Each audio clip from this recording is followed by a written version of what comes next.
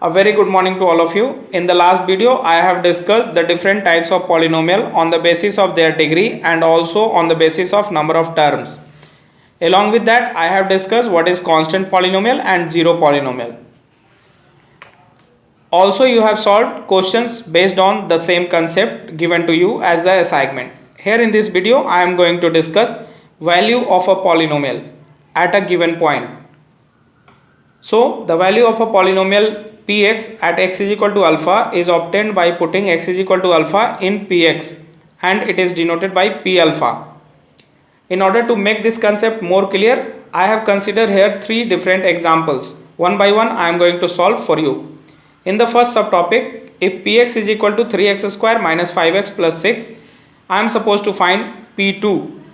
So, here it is given px is equal to 3x square minus 5x plus 6 and I am supposed to find p2. So, wherever there is x, I will put the value x is equal to 2.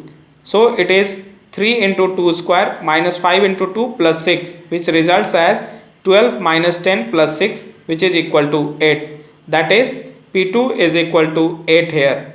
In subtopic 2, qx is equal to x square minus 2 root 2x plus 1 and I am supposed to find q 2 root 2. It means wherever there is x, I have to put the value of 2 root 2. So, qx gets converted to 2 root 2 whole square minus 2 root 2 into 2 root 2 plus 1, which results as 8 minus 8 plus 1, which is equal to 1. That is q 2 root 2, it is equal to 1. In subtopic 3, here I have rx is equal to 5x minus 4x square plus 3. It is not in the standard form. So, first of all, I will write it in the standard form. Therefore, rx is equal to minus 4x square plus 5x plus 3. And I am supposed to find the value of r minus 1. It means wherever there is x, I have to put the value of x is equal to minus 1. So, it is minus 4 into minus 1 whole square plus 5 into minus 1 plus 3. So, it is equal to minus 4 into 1 minus 5 plus 3, which results as minus 4 minus 5 plus 3, which is equal to minus 6. That is r minus 1, it is equal to minus 6. Moving ahead, I will explain zero of a polynomial. So, let px be a polynomial. If p alpha it is equal to 0, then we say that alpha is 0 of a polynomial px. Finding the zero of polynomial px means solving the equation px is equal to 0. To make this point more clear, here I have one example. If px is equal to x cube plus 2x square minus 5x minus 6, find p2, then next p minus 1, next p minus 3 and p0. In the same question, here I have what do you conclude about the zero of px? Another subtopic of the same is 0 a zero of px or not? So, I am going to solve it for you. Here given polynomial px it is equal to x cube plus 2x square minus 5x minus 6 and I am supposed to find the value of p2. It means wherever there is x, I have to put the value 2.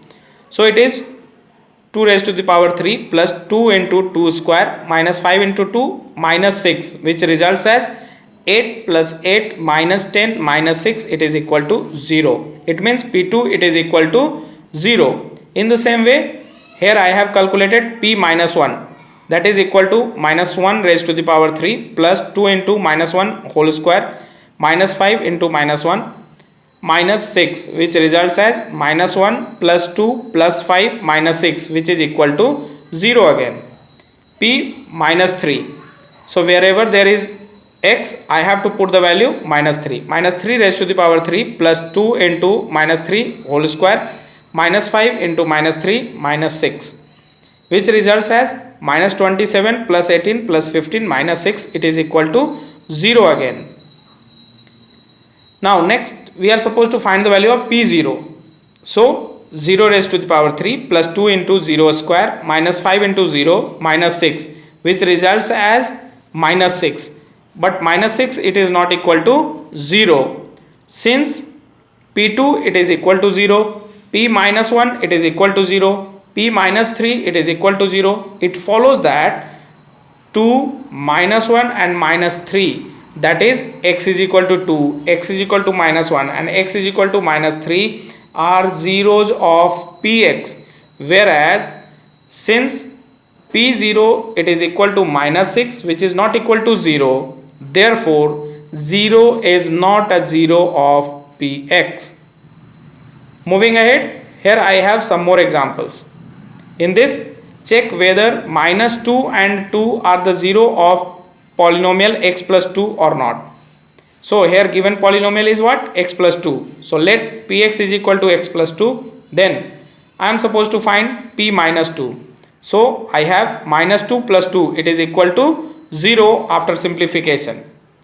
And if I find P2, it is equal to 2 plus 2 which is equal to 4 but not equal to 0. Therefore minus 2 is a zero of x plus 2 and 2 is not a zero of x plus 2. Moving ahead, find a zero of the polynomial Px is equal to x minus 3 and subtopic 2 Qx is equal to 3x plus 2. Here I am supposed to find the zero. Therefore in subtopic 1 Px is equal to x minus 3 and for finding its zero it should be equal to 0. It means Px is equal to 0. This implies x minus 3 it is equal to 0. This implies x is equal to 3. Therefore 3 is a zero of polynomial Px equal to x minus 3. In subtopic 2 Qx is equal to 0. This implies 3x plus 2 it is equal to 0. That is 3x is equal to minus 2. This implies x is equal to minus 2 by 3. Therefore minus 2 by 3 is a zero of the polynomial Qx is equal to 3x plus 2. Now it's time to discuss the important points. Some important observation here I have for you. The first one, a constant polynomial does not have any zero. Second, every linear polynomial has one and only one zero. Third, 0 may or may not be zero of a given polynomial. Fourth, I have a polynomial can have repeated zeros. For example, Px is equal to x square minus 2x plus 1 has 1 as repeated 0 as it is the square of x minus 1. X minus 1 whole square will result in Px here. And fourth observation here I have, number of zeros of a polynomial cannot exceed its degree. It means the highest number of zeros for any polynomial will be equal to its degree. It cannot exceed its degree. Thank you for today.